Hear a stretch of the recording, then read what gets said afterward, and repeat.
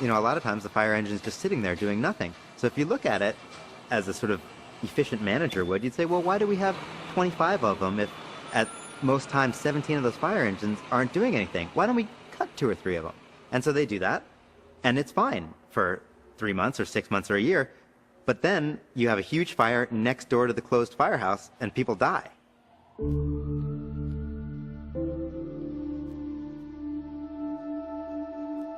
One of the things that serving on the fire and EMS services does is it strips away any illusion you might have about death and the nature of death. You learn that it happens an infinite number of ways, but you also learn that it's very rarely is it, give my love to mom. Sometimes it's violent, and even when it's not violent, it's not pretty. The fire raced through the house in a few frantic moments. By the time neighbors knew something was burning, it was too late to help. There's a certain house just north of town here where every time I go by, I think of seeing the ambulance come out, and they were carrying the little baby, and the little baby didn't make it. It was a grisly, tedious task. The children who died included a 1-year-old and an 8-month-old girl. A lot of times when we're dispatched, communications division will say people trapped, people yelling out of the windows, and that automatically sends you into another frame of mind. You know what I mean? Because especially if they say babies trapped, people start really personalizing things like that, because most of us have kids and things at home, and the thing on your mind is how you gonna make the save. You almost get tunnel vision, which is very dangerous in this field.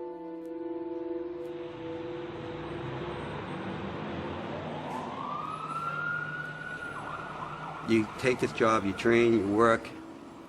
Generally, you're responding to a call where you're always helping somebody, or trying to anyways, and people are get themselves in situations that, most of the time firefighters can get them out of.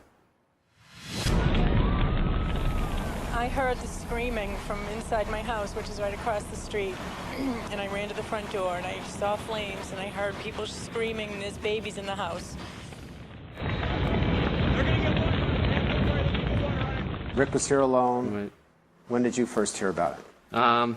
We heard a lot of sirens. I had a portable radio at home. I turned it on to see what was going on.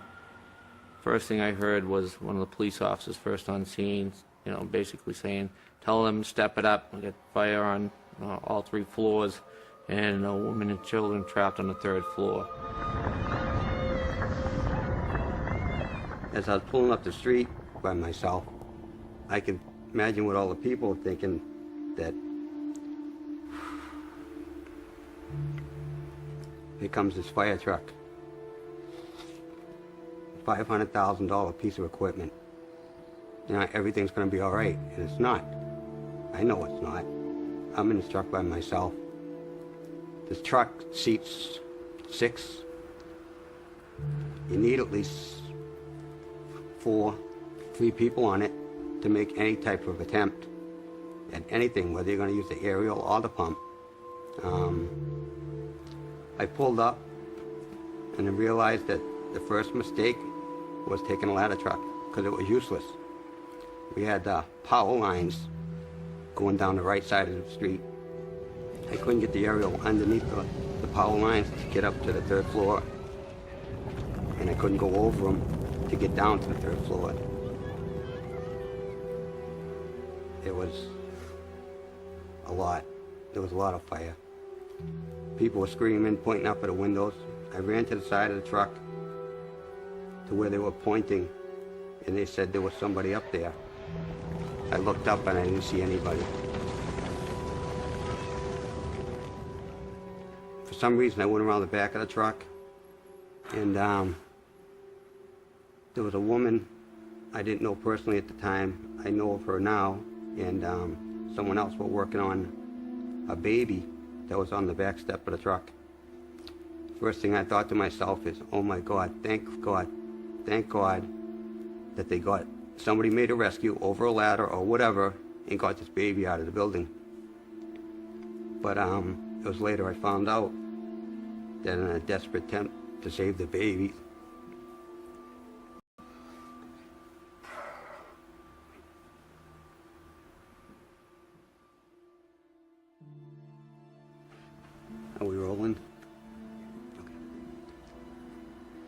Yeah, I actually thought somebody had rescued the baby over a ladder or was in the building and found the baby, not knowing that the mother made a desperate attempt at trying to save her by basically throwing her out the window.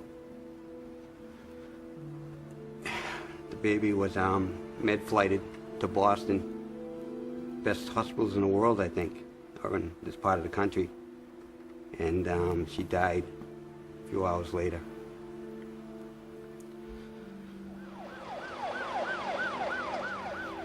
By then, more people were arriving, more trucks, out-of-town companies, people trying to get in the building now, make some type of attempt at making a rescue.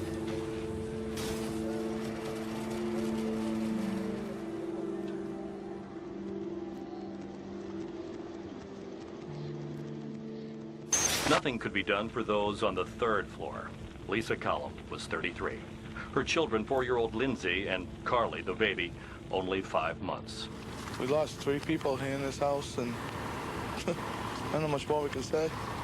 You know, 3 beautiful people. 3 beautiful people. And, you know, there's not much more we can do. Almost 20 years to the day, Ipswich had a very similar fire where they lost a family, most of a family. Same situation, understaffed, you know, horrific fire, and they say history repeats itself, and it sure did. Covered 33 square miles with 4 guys on a shift. Most of the time, it will drop down to 3. And you're asking a lot of those 3 guys. You know, and one person showing up like Rick did, you know. My thoughts were with him for a long time after that fire, because I know Rick and the experience he's had from where he came from, you know, working Lawrence Fire for 5 years, and you know, he's a great firefighter, and for him to have to be faced with what he was faced with that night wasn't fair to him or anybody else. I don't know if you can tell by my face, I'm still angry about this. I will till the day I die. I'll carry this with me forever.